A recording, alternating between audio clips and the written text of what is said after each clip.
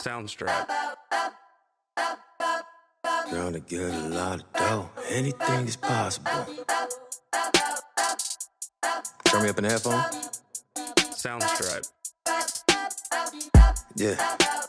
Trying to get a lot of dough and dirt through all the obstacles, cause anything is possible. Yeah. Oh man, I got a lot of goals. Stack that bread and by my nose. Anything is possible. Yeah. Trying to get a lot of dough and dirt through all the obstacles, cause anything is possible. Welcome back to the XandOsportstalk Show. I'm your host, Ricky G. Stanley. And I know it's been a while. I've been a little busy. Went to Atlanta last week, and I got to go to a Braves game. They played against the Diamondbacks. I was a little upset because I got there Thursday and not Wednesday. The Phillies played them Wednesday. Everybody know I'm a Phillies fan. But unfortunately, I didn't see them. But the Braves did win against the Diamondbacks. It was a very good game. I was entertained. And the fact that I had to pay for a ticket, the Braves have better won. But I had good seats. I can't lie. Their stadium does not have too many bad spots. So I didn't have that, right at the side, No, I wanted to catch a foul ball. When actually was the foul ball, it was actually right out there behind the 400 sign. But anyway, I'm back, and football is too. Thank goodness. NFL, Jacksonville versus the Raiders. I was excited. I've been watching mini camps, but you can only do so much in mini camp. It's pretty much like the Underwear Olympics. You're out there running around on air, really not hitting a lot. But I love the fact that I got to see the Jags versus the Raiders. And one thing I can tell you from watching that game, neither one of these teams will be a JV squad this year. I think both of them will be competitive teams. I don't know how many wins, but they will be competitive. So you won't be pushing them over this year for only 3 wins. With adding that, I love the fact that the Raiders added Devontae in that passing game this year. Him, Waller playing tight end, which is, to me, he's a top 5 tight end. And you have Jacobs running that ball hard and ferocious. And the fact that you have Hunter Renfrow, which is nothing to sneeze at. He got them Tony Two Toes feet. He's gonna put you in and out of a box just about his route running. And bless your heart if you got to check him. And then we have Derek Carr, which is, to me, he has moved up to the end of the tier 1 quarterbacks. He's no longer a tier 2 in my eyes. And with that firepower, I feel like he's going to be very dangerous. And the fact that you have all that, they might have to fix some things on defense. They had a lot of pressure last year, but not as many sacks. But I feel like the Raiders will be competing for that side of the division. It's going to be a tough division because they got the Broncos and they have Patrick Mahomes out there. So, and don't forget about the Chargers. So that's going to be a very tough scenario. Also, Dougie P, my guy, he's back coaching. Thank goodness. I know it, us Eagles fans, I feel like it sucked. I don't feel like it was his fault, and he should have still been an Eagles coach. But you know what? Dougie P's in another uniform. I'm excited to see him. I watched that preseason game. I really wasn't too disappointed. When you don't have your starters in, I feel like your offensive coordinators called their best plays, because now you have to get creative and actually have to find something that they can execute. And the fact that you can do both shows that, hey, if my backups are in and I can put up points, imagine what I can do with my starters that are a little bit better at executing. So I actually like both sides the way they called the game. The game actually ended up the score was a little bit closer at the end. It got away a little bit. It was like 21-6 or something like that. But they ended up closing it out.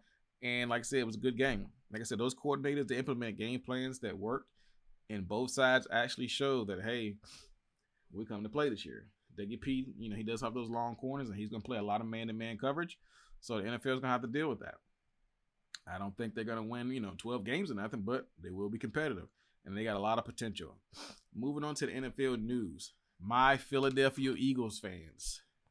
Yes, I am excited. Yes, I am. We have been having a good camp. I've been excited. Normally I get excited for the NFL season, but the fact that I got excited to see my defensive tackle first round pick, Jordan Davis, oh my goodness, he's going to make people pay. If he can stay healthy and execute, good Lord. He's big, he's fast, and he's physical. I don't care what my defensive coordinator got to do. I want him and Fletcher Cox. It ain't got to be the whole game. I just want them in on certain series together. You can't block both of them. You only got 5 guys. You got 5 guys. That's it. You can't block both of them. You can't double one and double both, and then everybody's gonna recap. No, I don't see that happening. I think if you block or try to double team Fletcher Cox with that style, like he takes on double teams, that kid is gonna wreak havoc. And if you try to double him, I think Fletcher Cox is gonna look like 2 years ago Fletcher Cox. So, like I said, I don't care how y'all got to draw it up. If you got to put the young guy defensive end at times for him to seal off the edge, do your thing. I want to see it.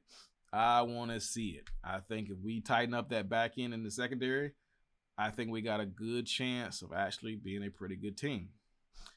Let's look for our offense. I like what I saw. A lot of people has been complaining about Jalen Hurts, like, oh, he is lacking in the passing game. I mean, I saw what his problem was in Alabama, and they fixed it in Oklahoma. His biggest problem was he had a slight accuracy problem. But in Oklahoma, he looked like a different guy because they just made bigger windows. Hey, I know you can't throw that dig route. So what I'm, with all that in there, I know you can't make it in there with a lot of traffic. So what I'm going to do is I'm going to make a lot of spacing, and we're going to open it up. Got some guys to clear out, and we're going to open that window up for you just a little bit more. Please take a playbook, or not even a playbook. Take a little about that much and implement it. He may have a slight accuracy problem, but I feel like he can be serviceable. I got $100 million into a wide receiver named A.J. Brown. $100+ million. When healthy, I think A.J. Brown, I didn't like the trade at first. I'm like, I don't think he worth it because he ain't hitting about 900 yards a couple times. But I seen some of the things he's capable of. And the fact that he'd probably be a lot happier with us because A, he's not going to get double teamed. And 2, if we call it balanced offense, he will get his numbers even if he gets less touches. He's gonna score a lot. I saw a play. Jalen Hurts bomb it down the field, and he throws it and put it only in one spot that A.J. Brown can get it and nobody else can get it. A lot of times they teach you to make that throw. It comes over the shoulder or either goes out of bounds or your receiver catches it. He put it right on the money. I didn't see an accuracy problem on that play. So, Jalen Hurts, I feel like you have the potential, and I'm the only one that's pulling for you. Because a lot of guys look like, oh, you guys need to get somebody else. There ain't nobody else. It's only you. So that's why I'm putting my money on you. The guys in college come behind you. I think none of them are good enough to start day one yet. So this is my personal opinion. So we got A.J. Brown. You ain't going to be able to double him because you got the Slim Reaper, Devontae Smith on the other side. Then you got Dallas Goedert in the middle. He's going to be running down the seams. Linebackers are not going to be able to cover him because he can run. So, pick your poison. And then, if they do what they did last year, which was that downhill physical run style, you're going to have to choose. Am I going to go 2 safeties high or put one in the box?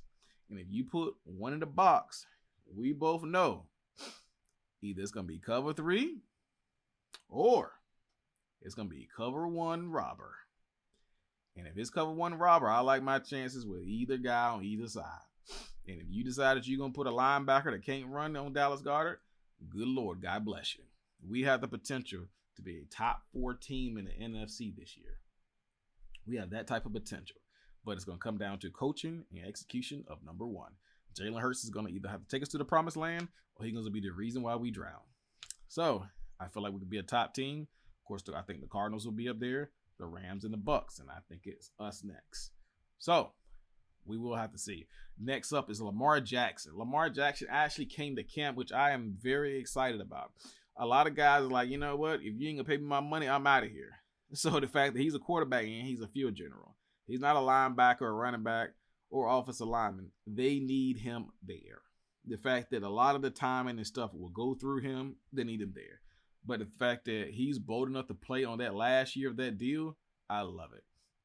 Prove everybody wrong. Everybody's like, oh, what if he gets hurt? Well, guess what? If he gets hurt and he can come back, somebody's still going to sign him. And even if they sign him to a 1-year deal, it's still going to be $45 million. So either you're going to pay him $45 million 1 year, or you're going to put him in a longer contract so you can lock him in so you don't have to pay him 45 and then 57 and then 67 if you franchise tag him again. So he's going to get his money regardless. Lamar, all I can just tell you is stay healthy. I saw you put 15 pounds on, looking pretty solid. I like that. If he can stay healthy and keep them feet spaced apart when you're throwing the ball, because when feet get close, the ball goes everywhere. But I see he can throw the ball. All that stuff that he can't throw, he's a running back, he can throw the ball. It's just the fact that you got him in certain schemes that does not fit his style. The pistol is fine for his running style, but do not put him in the pistol to throw the ball. No, it's two different depths. But I like Lamar Jackson this year. I think he will play well personally. I don't know how the Ravens are going to do, but I think he's going to personally play well, and he's going to get a new contract by somebody. So sometimes I know it's crazy. Hey, don't play in your last year, but hey, he's still going to get paid. If he get his guys to the playoffs, I'm pretty sure Harbaugh is going to bend over backwards to make sure that he gets paid. So I think he's going to have a big season, and I will have my eye on you, Lamar Jackson, because I'm rooting for you. Last on the list is Trey Lance from the 49ers. I will continue to say, I'm going to look deep into this camera. I will continue to say, I did not like that pick. I did not like the pick of Trey Lance at number 2 or 3. The kid from the Jets went 2, I think.